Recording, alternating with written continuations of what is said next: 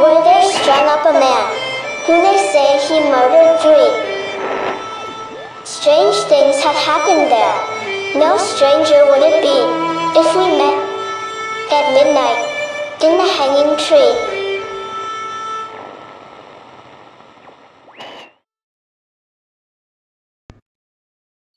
Welcome to the show. I'm your host, Chris James. Coffee comes from nature. The seeds come from a cherry tree. And next time you want a nutritional, natural drink, look into a cup of coffee. The best coffee in the universe? Well, according to Annabelle Lee, there's some kind of a strange cup of coffee in another star system. Okay, the best coffee on earth can be found at the Organic Man Coffee Tribe, 4501 McPherson, here in Laredo, or organicmancoffeetrike.shop for the rest of the planet. I wonder if Julio has gotten any orders from off-world yet. Why am I talking about the East India Company? I can't blame this on any of the other podcasts I listen to. Vic Hermanson hasn't said anything about this company on Trailer Trash Terrors, as far as I know. Josh Turner hasn't talked about it either. Speaking of Paranormal Roundtable, I haven't been on the Saturday show for a couple of weeks. It was my nephew's birthday 2 weeks ago, and we share a party. Our dates of birth are 3 days apart, so we save a few bucks by only having one party together.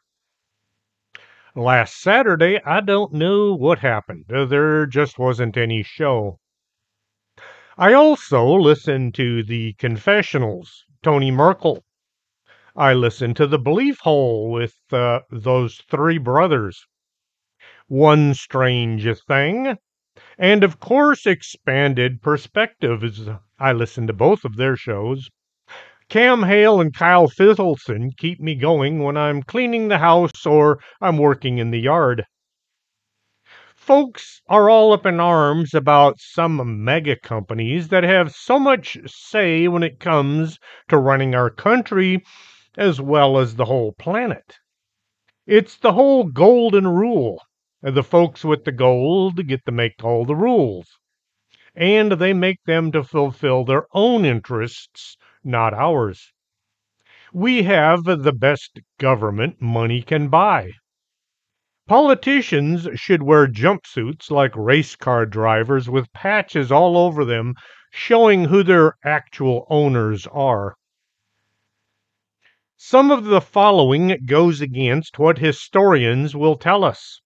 To them, history is all nice and neat and written down in a few thousand books in universities. Anything not approved of by the great learned ones is apocryphal. They are still saying that Hitler killed himself despite the tons of evidence that say otherwise. I'm not going to say anything about the 1969 moon landing. Or did I?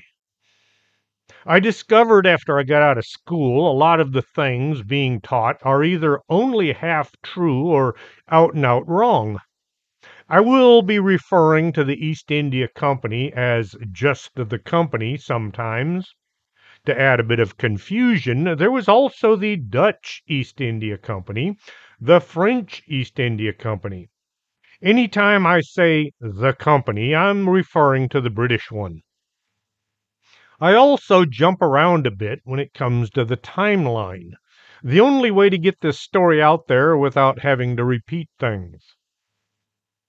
In 1577, Francis Drake set out on an expedition from England to plunder Spanish settlements in South America in search of gold and silver. That was how things were done back then and still done today by a lot of people. What can you do? Go back in time and try and change things? It'll still come out the same. Once South America had been dealt with, He set sights on everything in the Pacific Ocean. Drake sailed into the East Indies and he came across the Moluccas, also known as the Spice Islands, where he met Sultan Babalua. In exchange for linen, gold, and silver, a large haul of exotic spices, including cloves and nutmeg, were obtained. Before spices could be imported to England, food was just kind of there. When you're eating food, no matter what it might be, you're tasting the spices far more than the food. Think of banana bread and pumpkin pie without nutmeg. Ugh. Drake returned to England in 1588 and he became a hero. He had circumnavigated the globe and he raised an enormous amount of money for England. Well, mostly for the folks who had invested in his venture. Some of his investors received a 5,000% return on the money they had given him. Think about that. Had some rich guy given Drake $1,000, he would have gotten $5 million back. After the defeat of the Spanish Armada in 1588, captured Spanish and Portuguese ships and cargo enabled English sailors to travel the globe in search of riches. London merchants presented a petition to Elizabeth I for permission to voyage to the Indian Ocean. This trip was not in order to obtain spices, but to kick the Spanish and the Portuguese out of India and then dominate the spice trade. Elizabeth gave them permission, and in 1591, James Lancaster set out with 3 ships to take over the far side of the world. Instead of buying spices from the Spice Islands, China, and India, they would capture ships already filled with these most wanted seasonings, thus eliminating the primary expense. Why buy it when you can steal it? There was an ongoing war between England and these other countries. The fighting on the far side of the world was mostly between import companies, merchant men fighting each other so their masters could get rich. The biggest prize the English traders seized was a large Portuguese merchant ship, the Madre de Dios, the Mother of God, in August of 1592. When she was brought into Dartmouth, this was the largest sailing ship ever seen in England. The hold was filled with chests of jewels, pearls, gold, silver coins, ambergris, cloth, tapestries, pepper, cloves, cinnamon, nutmeg, benjamin, red dye, cochineal, and ebony. The ship's log also listed valuable port cities in China, India, and Japan, where more goods could be obtained. In 1599, a group of prominent merchants and explorers met to discuss a potential East Indies venture under a royal charter. This group was comprised of a bunch of politicians who looked at the world as their personal, private thing to exploit as they saw fit. In September, the group stated their intention to voyage to the East Indies and invest £30,000, which is about £4 million today. They also went before the Queen to ask for her, which means Britain's, support.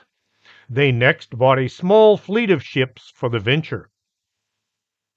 For a period of 15 years, the charter awarded the company a monopoly on English trade with all countries east of the Cape of Good Hope and west of the Straits of Magellan.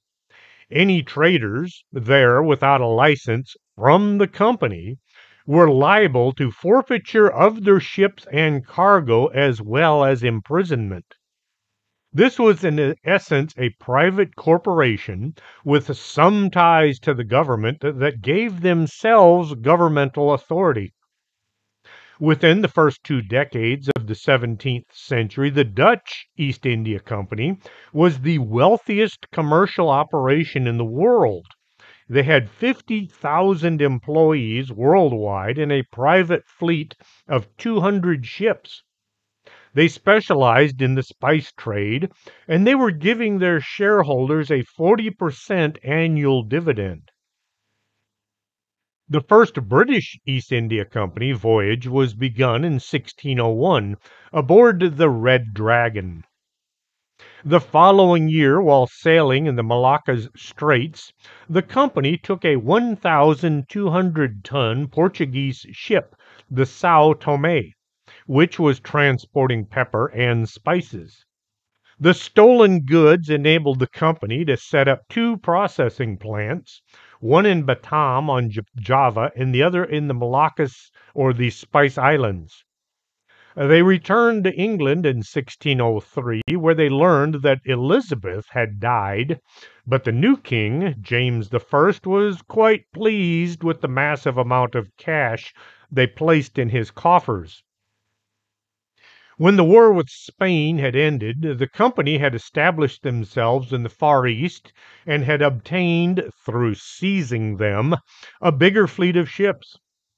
In 1607, the company decided to build their own ships and leased a yard on the River Thames in Deptford. By 1614, the yard was too small. An alternative site was acquired in Blackwall in 1617. English traders frequently fought their Dutch and Portuguese counterparts in the Indian Ocean. The company was now running their own navy. The East India Company petitioned the British government to put pressure on the Indian government to allow them to build outposts throughout India. The company's first Indian factory was established in 1611. Its second was in 1615 at Surat. James I began granting subsidiary licenses to other trading companies. The East India Company didn't want to share. They manipulated the king into declaring a monopoly, so there was no one allowed to sail to India from any British companies. James I instructed Sir Thomas Roe to visit the Mughal emperor Nur-ud-Din Salim Jahangir and arrange for a commercial treaty that would give the company exclusive rights to reside and establish factories in Surat and other areas. In return, the company offered to provide the emperor with goods and rarities from the European market. The East India Company benefited from the imperial patronage, so they expanded their commercial trade. They soon outdid the Portuguese Estado da India, a state of India, which had established bases in Goa, Chittagong, Bombay, and Portugal later ceded Bombay to the English as a part of a dowry of Catherine of Braganza on her marriage to King Charles II. That's kind of weird how the royals would do things like that. Oh, you're marrying my ugly daughter. Here, let me throw in some land in India that actually belongs to the Indians. The British East India Company and the Dutch East India Company began attacking Portuguese and Spanish ships off the coast of China. Eventually, the company established a bunch of ports in China. The Crown turned Bombay over to the company in 1668, and the company established a presence in Calcutta in 1690. The factories became the walled forts of Fort William in Bengal, Fort St. George in the Madras, and Bombay Castle.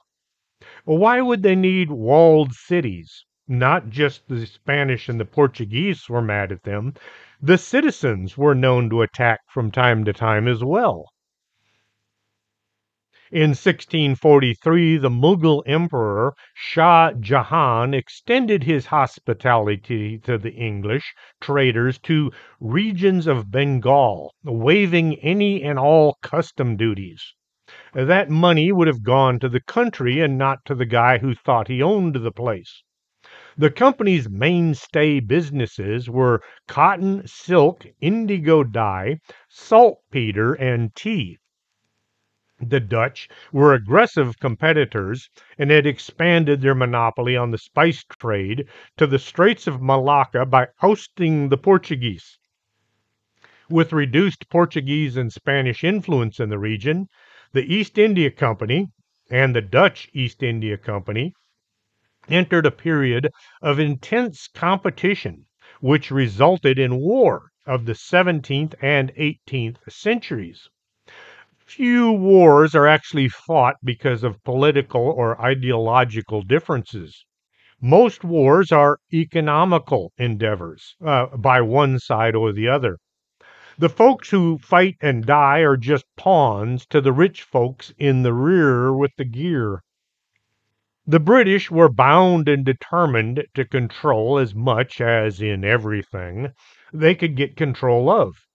In order to move into a new market, war would be declared, resulting in hundreds, if not thousands, of deaths. So the company could move in and buy, sell, and trade goods. Yum. Yes, that's organic man coffee. The British East India Company was fiercely competitive with the Dutch and the French throughout the 17th and 18th century over spice from the Spice Islands. Some spice at the time could only be found on these small locations. Nutmeg and cloves could bring profits as high as 400% just from one voyage. The tension was so high between the Dutch and the British East India Companies that it escalated into at least four Anglo Dutch wars.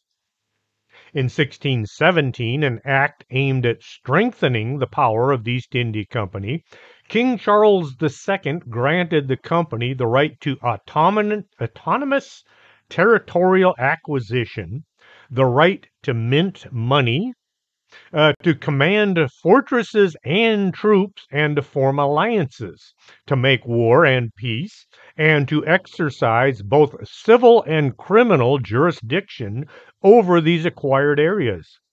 They now had their own court system as well as army. The East India Company was involved in the slave trade. They don't like to admit that, beginning in the early 1620s. They bought and transported slaves from Madagascar to St. Helena. The company began using and transporting slaves in Asia and Atlantic as well. Eventually, the company ended the trade in 1834 after legal threats from the British Royal Navy. Their ships had been boarded, several East India ships, and they discovered slaves on board. The slaves were being taken from Africa to India to do the hard labor that the locals didn't want to do, and so they had complained to the Mughal. You could get the African slaves to do a lot of nasty things because there was no one there to take care of their back. In 1613, during the rule of Tokugawa Hidetada, okay, now she just changed something here. Hidetada, the British ship Clove, which actually belonged to the East India Company, was the first British ship to call on Japan. They were able, she did it again. Okay. Uh, she keeps pushing buttons on my computer. They were able to gain permission from the ruler to establish a commercial house in Hirata on the Japanese island of Kyushu. They were unable to obtain enough Japanese raw silk to export to China. Now, you wouldn't think China was buying their silk. You'd think they're making their own, but no, they were getting it from Japan. Seeing as their trade area was reduced to such a small area, the company closed their factory in 1623. Now, why they didn't try military action against Japan, that I don't know. The company wasn't very nice to the locals who had to work for them. They were paid as little as possible, and they worked almost like slaves. The only difference was they got a few bucks at the end of each month. If some worker decided he'd had enough and he left the area, the East India Company troops would track him and his family down and return him to his place after some severe punishment to both him and his family. The first Anglo-Indian Wars occurred in 1686 when the company conducted naval operations against Shaista Khan, the governor of the Mughal Bengal.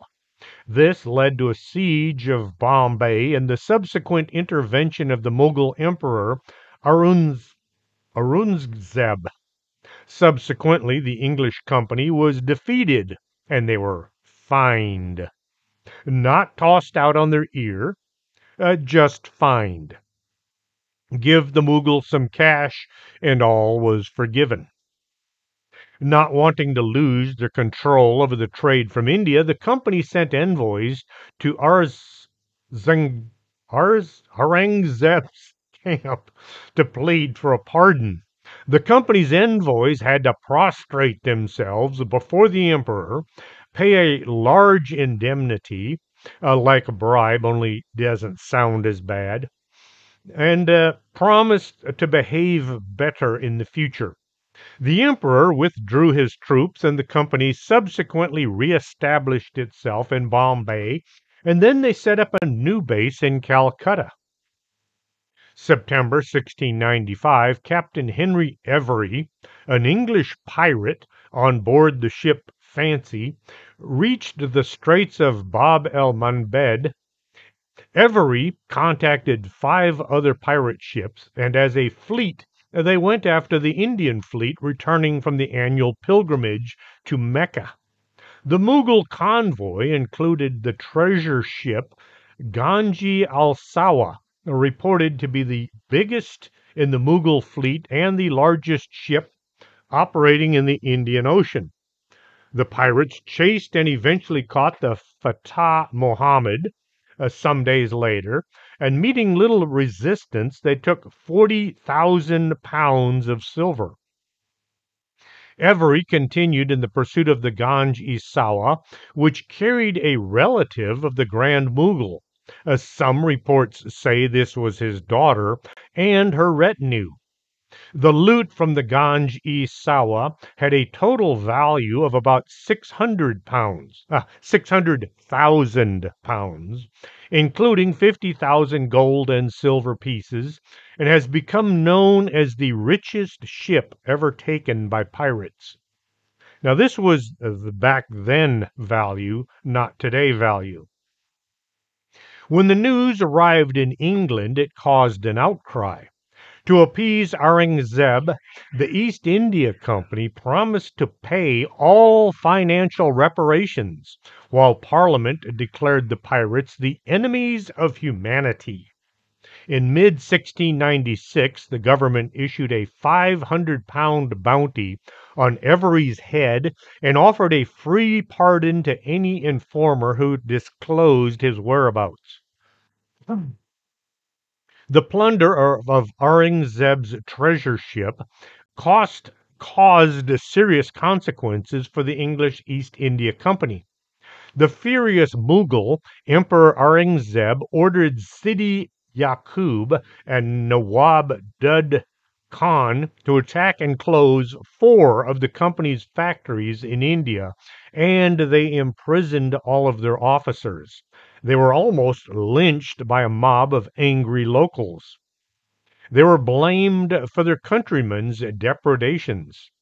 They threatened to put an end to all English trade in India. To them, one Englishman was just like another. East India Company men were just like the pirates, only they dressed better.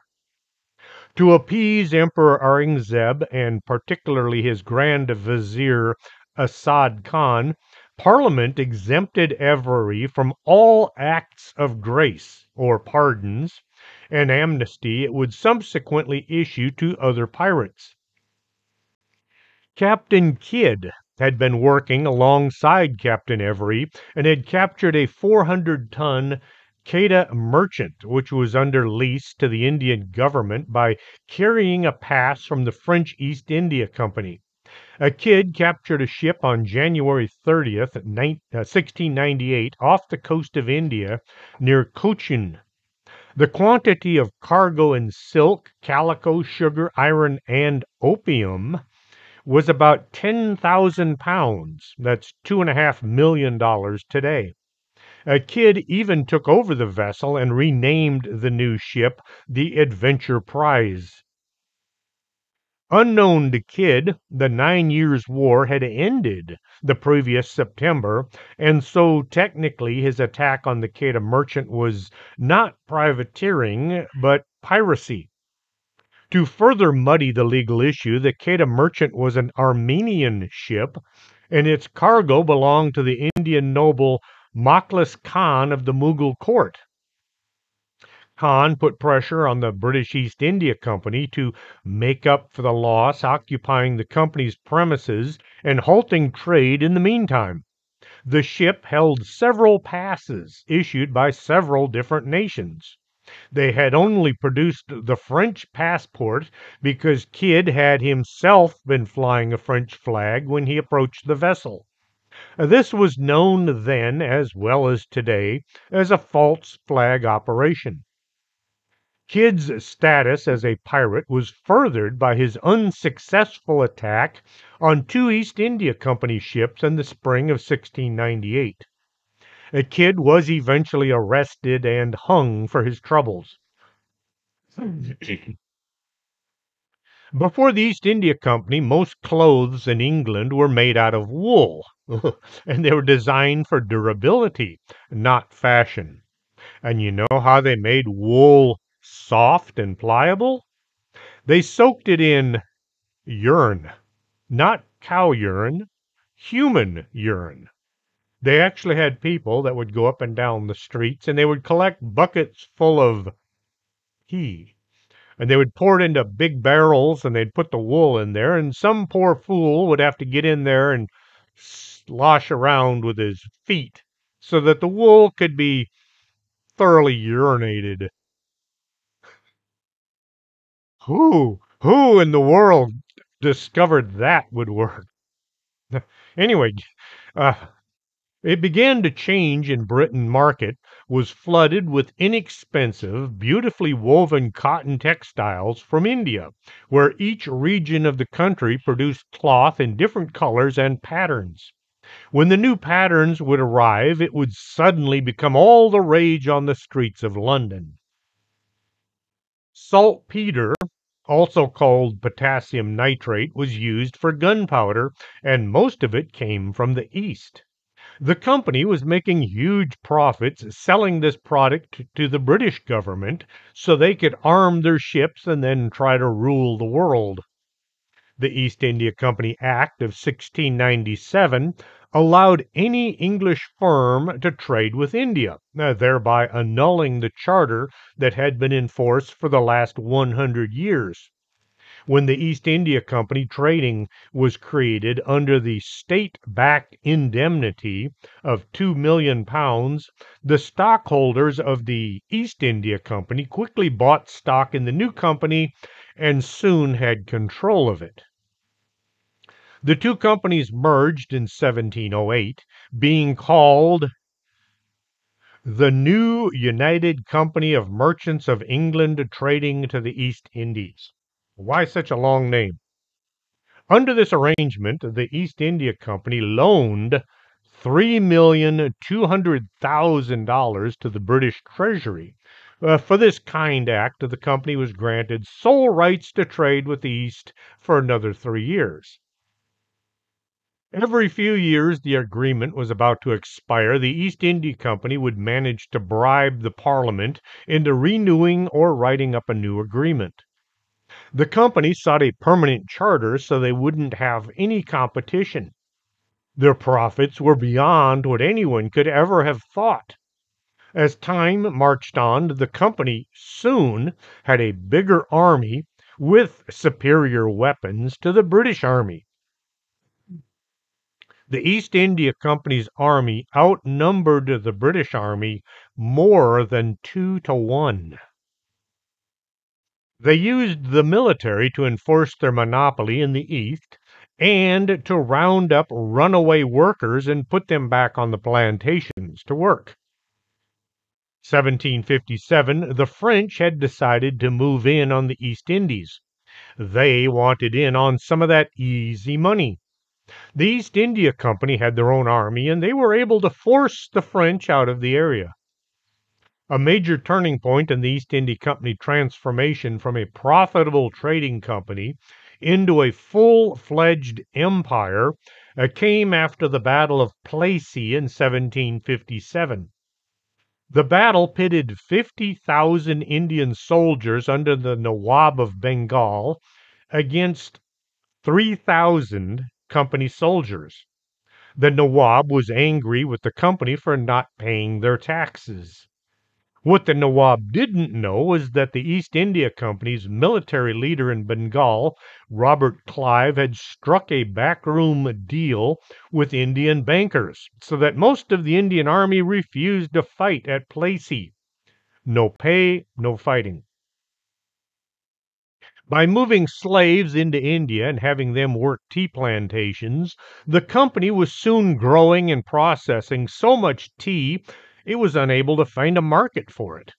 Even once King George allowed them to sell to the colonies, there was still tea sitting in warehouses growing moldy and undrinkable.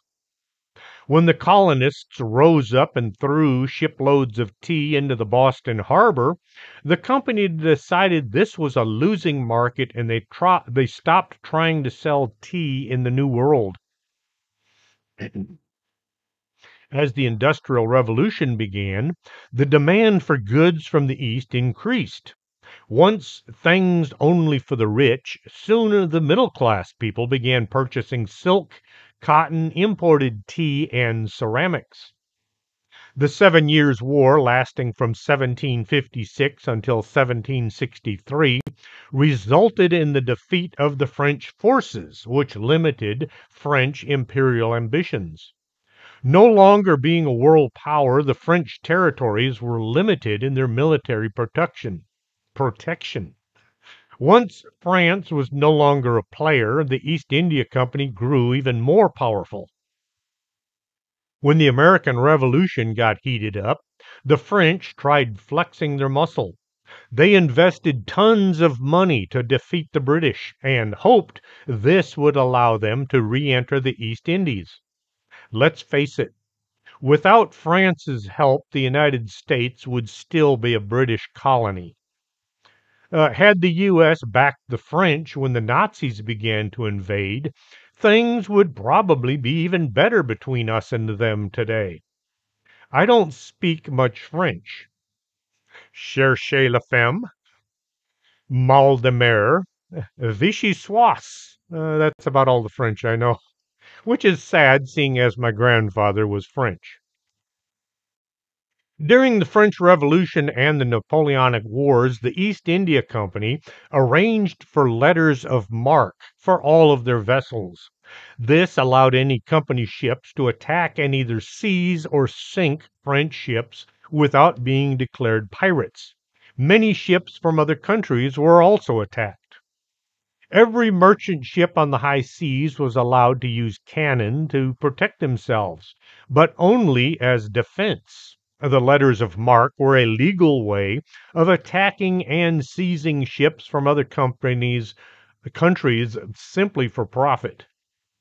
The company had its own navy, the Bombay Marine, equipped with warships such as the Grappler.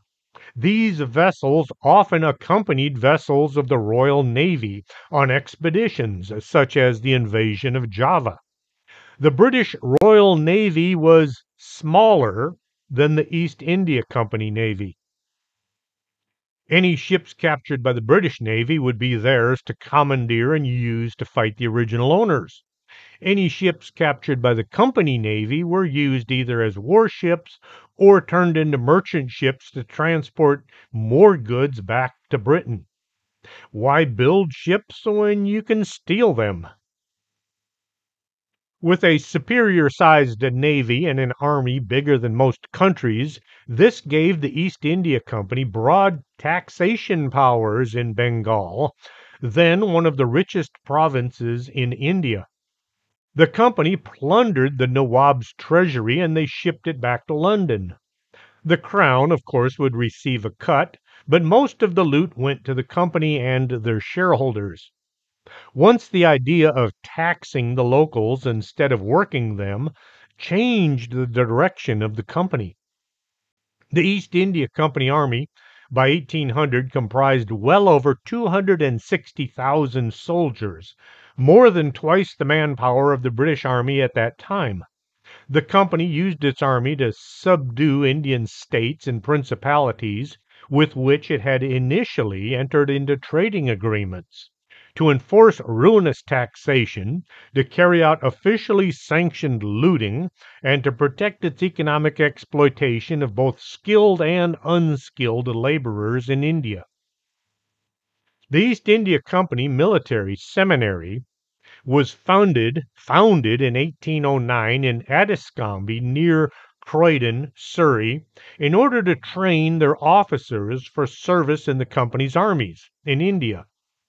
It was based in Addiscombe Place, in early 18th century mansion. The company had so many soldiers they needed their own training facilities. The officers and the non-commissioned officers were all British citizens and trained in England. The guys doing the grunt work were mostly Indians, a dot not feather, and trained back home. Early on, they had seen the benefits of working for the company, even if it meant doing nasty things to their fellow citizens. Getting paid to kick hiney, then beat the heck out of getting your hiney kicked. Anytime one of the company personnel were discovered to be acting in a crazy manner, doing weird things like running around naked and eating bugs, well, they got shipped back home and installed in a company owned insane asylum. You got to wonder what would cause so many of their company personnel to go crazy that they had to have their own facility to hold them in. The East India Company, the East India Club in London, was formed in 1849 for officers of the company. As soldiers moved back and forth, they sometimes needed places to live. Being officers, they sure weren't going to stay in the barracks. The company was acting more like their own country every day. The British discovered a huge problem when dealing with China. China was willing to sell anything and everything to the Brits, but they weren't interested in buying anything. Hey, after all, China had toilet paper long before anybody else did. Gold and silver was changing hands, only to wind up staying in China. Britain was slowly running out of cash, while continuing to buy spices, porcelain, cloth, and silk. The East India Company started giving opium to select Chinese merchants in the 1770s in exchange for goods like porcelain and tea. Once many of the peasants were addicted, the company began insisting on cash for the drugs. The ruling Qing dynasty outlawed the opium trade in 1796, and then again in 1800. But the East India Company continued importing drugs into China. The king took measures to prevent the East India Company from selling opium. They destroyed tens of thousands of chests of opium that were already in the country. The company was growing rich as millions of Chinese men wasted away in opium dens. When China cracked down on the opium trade, the British government set warships, triggering the Opium War of 1840. Of course, the British warships were only there to support the East India Navy. The humiliating Chinese defeat handed the British control of Hong Kong, a major port city and an island. Hong Kong was actually turned over to the East India Company so they could flood the country with more drugs. Throughout the 1830s and 1840s, tensions increased between the company and the Indian population. In addition to acquisitions of land by the company, there were many problems centered on issues of religion. A number of Christian missionaries had been allowed into India by the company, and the native population started to become convinced that the British intended to convert the entire Indian subcontinent to Christianity. Indian soldiers employed by the company were being paid far less than the British soldiers. To add to their anger, they didn't receive a raise for 50 years. The sepoys had several grievances which they felt, despite peaceful protests, were not being addressed by the company. There had been several small-scale uprisings since 1806, but these had been ruthlessly put down. Indian soldiers were not happy either with the obligation to serve outside of India, which would require Hindus to perform costly rituals of purification, or the institutional racism that prevented them from ever becoming officers. The rumor that sepoy flour was being mixed with cow and pig bones, or that their salt was being deliberately contaminated with pig and cow blood, was being spread like wildfire. Wildfire. Salt was shipped in red bags. Now, this gave the salt a reddish hue, which the soldiers believed was caused by the blood. The segregation of men from officers and a lack of communication between the two groups was building a powder keg of mutual suspicion. There were other discontents before the sepoys. 1857 saw the collapse of the Mughal Empire. Many of the independent Indian princely states were unhappy with the company. Some princes had benefited from hiring the company's armies to put down their own interior rebellions and defeat their neighbors. Others had to pay the company protection money. Pay up or pay the consequences. The East India Company had a policy of taking over princely states whenever they could get away with it.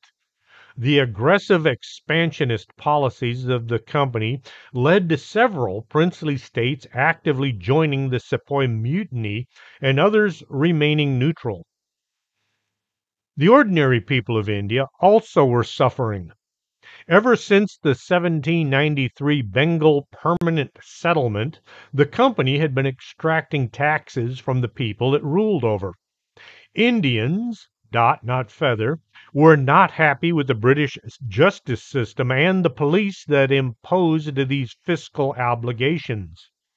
Indian citizens couldn't win a case involving a British citizen. Farmers were being forced to grow things like poppies to produce opium to be sold to China. Anytime food ran short, the farmers were unable to lay in supplies for the hard times. Taxes were 50%. When a bunch of laborers died from disease and starvation, the taxes were raised to 60% to make up the difference. The folks doing the work were seeing none of the benefits for their efforts. When the removal of some princes, the whole network of employment was lost, especially for soldiers that guarded the palace and their armorers. Artisans suffered from competition as the company imported goods such as textiles made in manufacturing mills of England.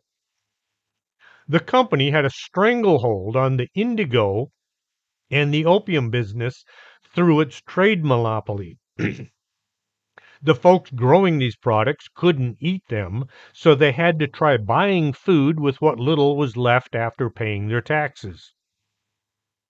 In late 1850, the introduction of a new cartridge for the Enfield rifle became a flashpoint. The cartridges were wrapped in paper, which had been coated with grease to make it easier to slide the cartridge down the rifle barrel. The native soldiers employed by the company, known as the sepoys, discovered the grease used in manufacturing these cartridges was from cows and pigs. These animals are forbidden to Hindus and Muslims. Outrage over the use of this grease and the refusal to use the new rifle cartridges led to the bloody Sepoy Mutiny in the spring and summer of 1857. Sometimes called the First Indian War of Independence, the Sepoy soldiers tried to fight their smaller but far better trained and supplied overlords. The movement spread to become a wider rebellion involving a broad spectrum of Indian population in certain regions. The rebellion was ultimately smashed. News of the widespread destruction and murder reached London. The British government began taking steps to dissolve the East India Company and take over control of their possessions in India. The grievances that caused the rebellion and the acts of violence perpetrated by both sides would color Anglo-Indian relations for the next century. In the aftermath of the Indian Rebellion of 1857, and under the provisions of the Government of India Act of 1858, the British government nationalized the company. The British government took over its Indian possessions, its administrative powers, machinery, and its armed forces. The government wasn't looking to treat the locals any better. They just didn't like all that bad press. Under the new bosses, life was just as bad, if not worse, than before. The rebellion brought about effective abolishment of the East India Company in 1858. The company had already divested itself of its commercial trading assets in India in favor of the UK government of 1833. The rebellion only got the British government to push the company out even further. The British government assumed all debts and obligations of the company. To pay all of these bills, the people of India were taxed even worse. All the shareholders invested in the East India Company were to be paid an annual dividend of 10.5% guaranteed for the next 40 years. This dividend was also paid by taxing more Indians. The dividends were only extinguished by the UK government during the Second World War. It took them a while, huh? The East India Company Navy was disbanded in June 1862. The 9 European Company regiments were taken over in 1895, finally uniting into a single British Indian Army. The new army had as many British soldiers in it as the predecessors. The company remained in existence, continuing to manage the tea trade on behalf of the British government until the East India Stock Dividend Redemption Act of 1873 came into effect. They sure like giving those things big names.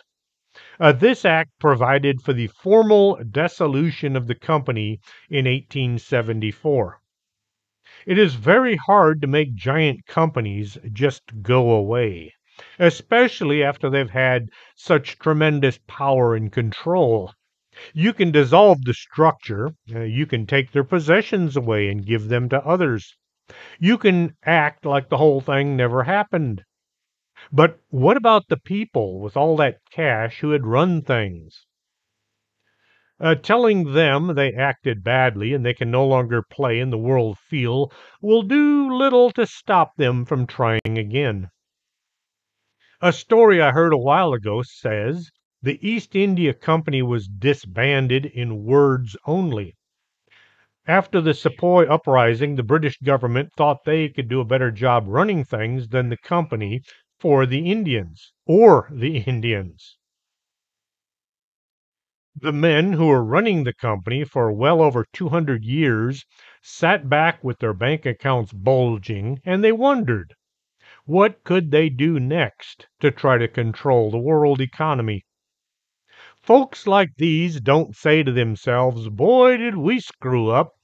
We acted very badly. We should go away and stop interfering in other people's lives." They don't go away and join monasteries. They don't give away all their riches.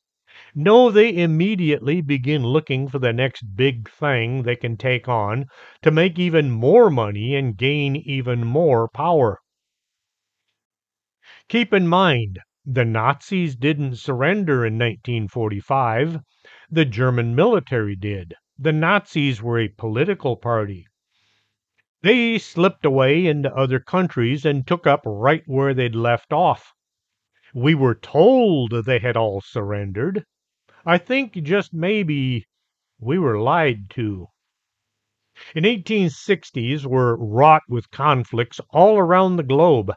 The Civil War here in the U.S., as the South tried to establish their own country, were a lot like the East India Company's ideas. The U.S. Civil War cut Russia off from its primary source of cotton. Cotton growing in the Central Asia had become of greater importance to the Russians, and Russia sent military into Central Asia, where people are sparse, largely tribal, and the economy is undeveloped, and mostly Muslim. The military wasn't greeted as liberators, but as conquerors. The leader of the Taiping Rebellion in China, Hong Xiuqun, proclaimed that God would defend his city, Tianjin. When government forces were approaching the city, he swallowed poison and died. The monarchy reestablished control over most areas of China. The Taiping Rebellion was defeated. A rebellion in Jamaica was stopped by an overreaction by the government. Thousands were killed by the military. This led to an investigation in England. The island's governor was widely condemned. Some demanded that he be tried for murder. He was removed from office, but the grand jury refused to indict him. In 1874, Britain made a colony in Africa, a coastal territory 65 miles deep and 250 miles wide in what today is known as Ghana. During fighting there, a British commander had his troops wear brown jackets and khaki trousers rather than the traditional red coats, one of the first moves towards camouflage. Why do you suppose the British Army wore red? It had nothing to do with hiding blood or scaring the locals. Red dye was the cheapest color available. The red color was adopted by the Royal Canadian Mounted Police because the idea was if there was one British soldier coming along a trail, he was being followed by hundreds. This was to keep the Indians, Feather, not Dot, from attacking the Mounties. The super rich folks who were sitting at home counting their ill gotten gains never stood trial or served any time. They were all free to do anything they could afford, which was a lot. Some will tell you these men created the Illuminati. The Illuminati, usually referred to as the Bavarian Illuminati, an Enlightenment era secret society founded in May 1st, 1776, in Bavaria, which is today part of Germany. The fast and dirty story goes Adam Weishaupt wanted to join the Freemasons, but they said, "Nay, nay, you aren't up to our standards." I think he didn't behave himself well in public. To get back at them, Weishaupt started his own secret society. He chose Illuminati because it sounded mysterious and all-knowing. After many years, the group had grown big enough that the Masons invited them to merge. The East India Company had lots of Masons in its ranks.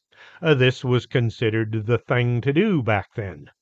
Once the company was on the skids, the members would have simply returned to their lodges as if nothing bad had happened while in East Indies. Masons have been blamed for every nasty thing throughout history. Being a secret society, they kind of bring it on themselves. Just because some war broke out in some distant place and there were Masons in the vicinity, we can't blame them for everything. Now, international bankers, that's a whole other story. One secret group I've heard about just might fit the bill. The Committee of 300. See how secret it is? I'll bet a lot of y'all have never heard of it. The committee was founded in 1727 by the British royals. Their purpose was to finagle their way into ruling the world. You have to be born or marry into royal society. No Untermensch allowed.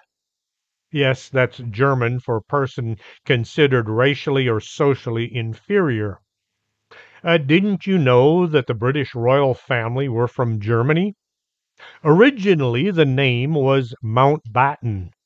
During the Great War, they changed it to Windsor to sound more British and less German. One thing a lot of the royals need is money. Many of these folks are living well beyond their means. The very thought of getting a job to pay the bills is unheard of. If a bunch of commoners were to show up with bags full of cash, the high and mighties would be willing to lower their standards just a bit. Who wants to rule the world? Not me. Too much responsibility. Too many people wanting hoity-toity jobs. There are those who not only want to rule the world, but they think that God wills it. Yeah, that's a Templar reference.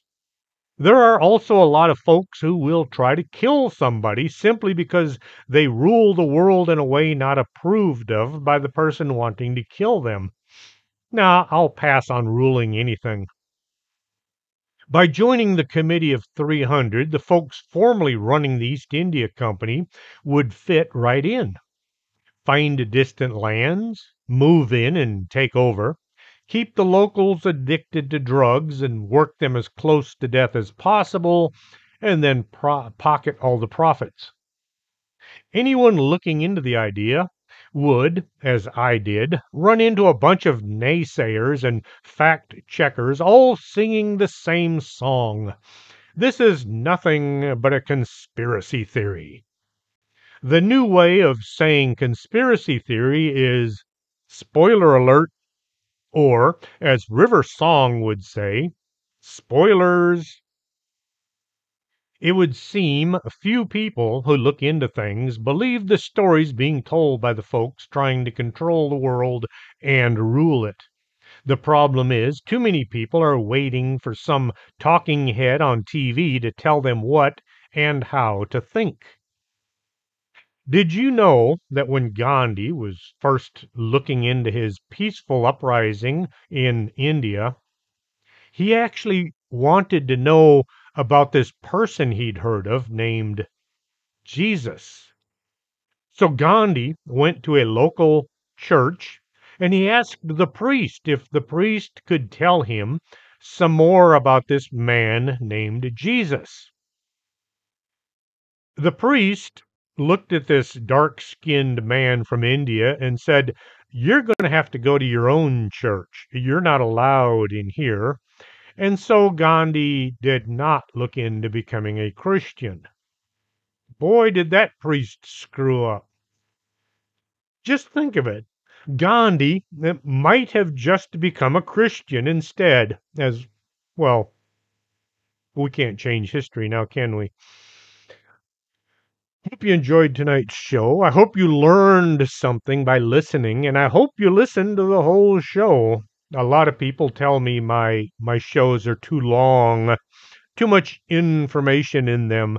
They want those quick little fancy bits off of TikTok where you can watch them for about a minute and get a good laugh and then watch the next video.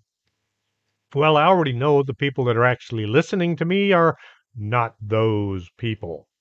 If you did enjoy the show, tell your friends, tell your neighbors, tell people you don't even like. They should be listening to Strange Things with Chris James. If you'd like to support the show, try buying one or two or three or maybe four of my books from Amazon.com. You can get the Laredo Paranormal Research Society, Paranormal Laredo, Fort McIntosh and the Paranormal, or Paranormal Stories. Also, I am currently looking for UFO stories. I am going to be speaking at a UFO conference, hopefully in September in Jefferson, here in Texas, and I would like to have my book ready for the presentation. If you have a good or even a mediocre UFO story, send it to me at strangethings@arkanasa.com, and I'll put it in my next book. As long as it's a true story, or you at least believe it's a true story, you got it from your own personal sighting, or your father, your mother, your aunt, your uncle, or your next door neighbor told you that they'd seen a UFO, send me the story and I'll put it in my next book. Until next Saturday, this is Chris James for Strange Things.